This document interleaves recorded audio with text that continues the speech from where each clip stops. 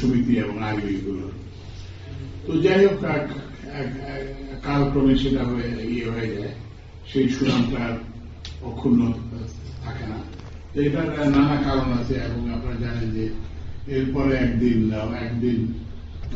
বিভিন্ন জায়গায় আপনাদের কিছু দাবি দেওয়া ছিল, সেই দাবি দেওয়ার পরিপ্রেক্ষিতে একদিন ওই যে সাবস্টেশন কতগুলো বন্ধ করে দেয়। এখানে বন্ধ করা হয়েছিল নাকি? এখানে হয়, কিন্তু অনেক জায়গাতে করা হয়েছে। আমার মনে আছে আমি যেদিন 24 জন ডেপুটি কমিশনের সঙ্গে কথা বলছি, তো তারপরে যাই হোক সেটা রেস্টোর হয়। তো এই যে কথাটা আপনাদেরকে বলতে আসা সেটা হচ্ছে যে আপনি দাবি দেওয়া যে জানাতেই পারেন, দাবি দেওয়া জানাতে কোনো আপত্তি নেই, কিন্তু সেটা একটা সীমা থাকতে হবে। আপনি অফিসে একটা মিটিং করলেন কিংবা বাইরে একটা কিছু করলেন, একটা মানববন্ধন করলেন, এগুলো সব ঠিক আছে, কিন্তু সাবস্টেশন বন্ধ করার এটা এই অধিকার কেউ কাউকে দেয়নি। কারণ এটা আপনার বাসা বাড়ির সুইচ না, যে আপনি ইচ্ছা করলেন অফ করে দিলেন, অন করলেন, এটা কিন্তু করা যায় না। তো যাই হোক এটা মানে নিশ্চয়ই একটা ভুল বোঝাবুঝির কারণে এটা হয়েছে। তো সেইটার কারণে গ্রাহকরা হয়েছেন। তারপর হচ্ছে যে কোনো সরকারি, এই সরকার হোক, যে কোনো সরকারি এই ধরনের কাজে কোনো সময় করতে পারে না, সাহায্য দিতে পারে না। তো যাই হোক এখন এটা হয়ে গেছে এবং আপনারা জানেন যে আমরা কিন্তু আপনারা না বলা সত্ত্বেও কিন্তু আমি আসার পর থেকে এই পল্লী বিদ্যুতের যে এই যে অবক্ষয় হয়েছে কিংবা এই যে আইবির যে অবক্ষয় হয়েছে, এটা নিয়ে আমরা চিন্তা করতেছিলাম এই কারণে আপনারা জানেন যে বেশিরভাগ আপনাদের পল্লী বিদ্যুৎ সমিতি আর্থিকভাবে সচ্ছল না, আপনারা জানেন। তারপরে এটা আপনাদেরও দোষ দিচ্ছি না আমি, তাহলে আমাদের নিজেদেরও অসুবিধা আছে, ইনফ্রাস্ট্রাকচারের অসুবিধা আছে, লাইনের অসুবিধা আছে, তারপরে সাবস্টেশনের ত্রুটি আছে, নানা সব কারণে এটা মানে সেই আগের সেই ঐতিহ্য এটা ধরে রাখতে পারে না। তো এই জন্যই আমরা কিন্তু নিজেরাই চিন্তা করতেছিলাম যে কিভাবে পল্লী বিদ্যুতায়নের কাঠামোটাকে করা যায়, এমনভাবে পরিবর্তন করা যায় যাতে গ্রাহক সেবা বাড়ে এবং যাতে কি বলে যে পল্লী বিদ্যুতায়নের সঙ্গে জড়িত সংস্থাগুলো যাতে আর্থিকভাবে স্বনির্ভর, সচ্ছল না হলেও যাতে নিজের খরচ নিজে মেটাতে পারে, সেই জন্য আমরা চিন্তা করতেছিলাম। এবং আমরা এই জন্য একটা বাইরে থেকে একটা কমিটি আমরা করেছি। আপনারা জানেন যে প্রায় বিশ্ববিদ্যালয়ের উপাচার্য, ওইটার প্রধান এবং অন্যান্য যারা এইসব প্রতিষ্ঠানের কাঠামো, অর্গানাইজেশনাল স্ট্রাকচার নিয়ে যারা কাজ করে, কি বলে ঢাকার IBA ব্যবসা প্রশিক্ষণ ইনস্টিটিউটের অধ্যাপক, এই সব ধরনের লোকদের আমরা কিন্তু ইচ্ছা করে, যেহেতু এই যে বিদ্যুৎ বিভাগের বিভিন্ন প্রতিষ্ঠানের মধ্যে আছে, সেই জন্য আমরা কিন্তু ওখানে বিদ্যুৎ বিভাগের থেকে কোনো কাউকে রাখিনি, যাতে আপনারা একটা পান আর কি, অবাধ একটা সুযোগ পান। এবং আমি এটাও করে দিচ্ছি যে পল্লী বিদ্যুৎ সমিতি থেকে কারা আপনার রিপ্রেজেন্ট করবে সেটা পল্লী বিদ্যুৎ সমিতি ডিসাইড করবে, আরবি ডিসাইড করবে না, এবং আরবি থেকে কারা দেবে সেটা আরবি ডিসাইড করবে।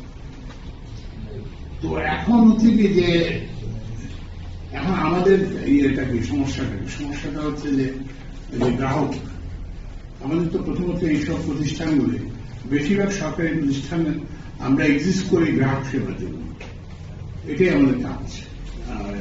কারণ আপনি রাস্তার কথা বলেন কিংবা এই যে বিদ্যুতের কথা বলেন, যে কোনো রেলের কথা বলেন, গ্রাহক সেবা। তো এই জন্য আমাদের পারফরমেন্সের ইন্ডিকেটর হচ্ছে এইটা। গ্রাহক যদি সন্তুষ্ট হয় তাহলে কিন্তু আমরা বলতে পারবো যে আমরা সফল হয়েছি। তা আছে। এরপরে হচ্ছে যে কি বলে যে কর্মীদের যারা এখানে কাজ করেন তাদের স্যাটিসফ্যাকশন, এটাও ইম্পর্টেন্ট। তারপর হচ্ছে যে আর্থিক ফাইন্যান্সিয়াল সাস্টেনেবিলিটি যাকে আমরা বলি, যে আর্থিক স্বনির্ভরতা, সচ্ছলতা, এগুলোর জন্য। তো ওই জন্য এখন এই জন্যই আমরা এই কমিটিটা করে দিয়েছি। তো আপনারা পল্লী বিদ্যুৎ সমিতিগুলো থেকে বলা হয়েছে যে আপনারা আলিমির সঙ্গে একই হতে চান।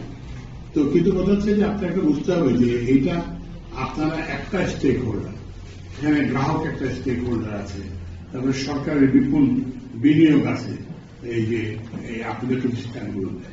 এই জন্য সবাই মিলে কিন্তু এটা ঠিক করতে হবে। তো এখন আপনাদের যে ধারণা যে এই যে আলিবি হয়ে যাবে, হয়ে গেলেই সমস্যার সমাধান হবে, এটা মানে এটা কিন্তু পরীক্ষা করতে হবে। যেমন ধরেন আপনার অন্য ক্ষেত্রে আমরা অন্য জায়গায় আমরা বিদ্যুৎ কিভাবে দিচ্ছি, তারপরে দেখছেন যে আমরা বিভিন্ন জায়গায় এলাকা ভিত্তিক বিদ্যুৎ কোম্পানি করছি। যেমন এখানে নেস্কো থেকে কেউ আসছেন না, নেস্কো আসছে। তো এখন আমরা তো এটাও হয়তো ভাবতে হতে পারে যে আমরা ওই যে অন্য বিদ্যুৎ খাতের অন্য মতো প্রতিষ্ঠানের মতো আমরা হয়তো এরকম কতগুলো পল্লী বিদ্যুতের জন্য নিবেদিত কতগুলো করব, মানে কোম্পানি ইউটিলিটি মানে সার্ভিস। তো ওই জন্যই আপনাদের হয়তো একটা ধারণা হতে পারে যে আমরা আপনাদের সম্পর্কে উদাসীন। এটা কিন্তু মোটেই না।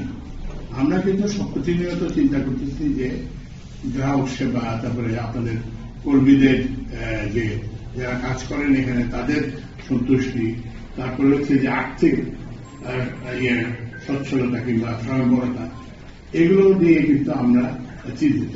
এই জন্য আমরা কিন্তু নানান জিনিস চিন্তা করছি। তো এইসব কথাগুলো আপনার বলার জন্য আপনারা কি গেছিলেন ওই যে কমিটির কাছে, আপনার হাজিরা দিচ্ছিলেন, ওদের সঙ্গে দেখা করছিলেন?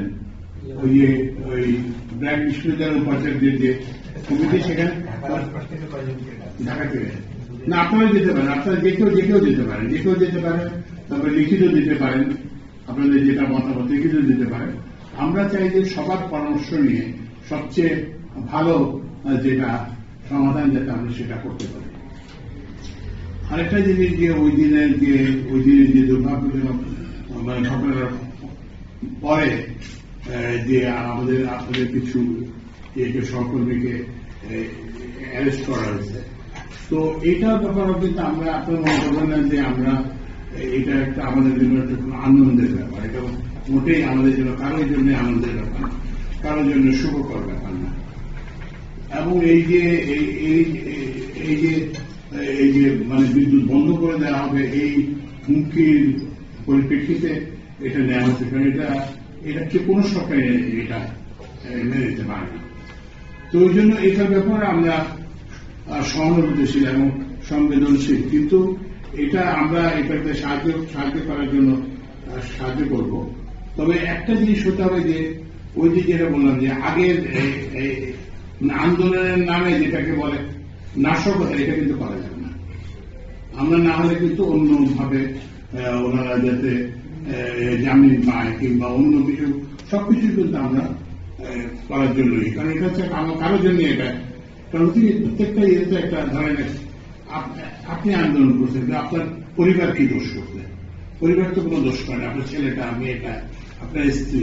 তো ওই জন্য এগুলো কিন্তু আমাদের জন্য কোনোটাই কিন্তু কোনো একটা সুখকর বিষয় না। তো ওই জন্য যদি এরকম হয় যে যারা এইসবের সঙ্গে জড়িত ছিলেন তারা যদি ওই নাশকতার পথটাকে পরিহার করেন, তাহলে আমাদের জন্য জিনিসটা সহজ হয়ে যায়। আমরা তখন বলতে পারি যে, কারণ এটা একটা খুব উচ্চ পর্যায়ের সিদ্ধান্ত হয়েছে যে, তো তখন আমরা উচ্চ পর্যায়ে যেটা বলতে পারি যে না, ওনারা এই যে নাশকতার পথ পরিহার করবেন না, নিয়মতান্ত্রিক ভাবে আন্দোলন করে দাবি দাওয়া জানাবেন, নিয়ে করবেন, তাহলে কিন্তু আমরা আপনাদেরকে এ ব্যাপারে সহায়তা করতে পারি। তো আমি এই কথাগুলো বলার জন্য, কারণ অনেকে আমি দেখেছি বিভিন্ন যে এটা এখানে কোনো প্রতিহিংসা কিংবা আক্রোশ, আমরা তো চিনি না কাউকে, যে একটা মানুষের তো কোনো একটা আক্রোশ হয় আপনি যখন চেনেন, কিংবা একটা স্বার্থের সংঘাত থাকে, আমাদের তো কারোর সঙ্গে কোনো স্বার্থের সংঘাত নেই কিংবা কোনো আক্রোশ নেই, তাহলে এটা কেন হবে? এটা এটা একদম হওয়া উচিত ছিল না। এবং এই যে এটা তো আপনাদের অনেকদিন ধরে এটা চলে আসছে।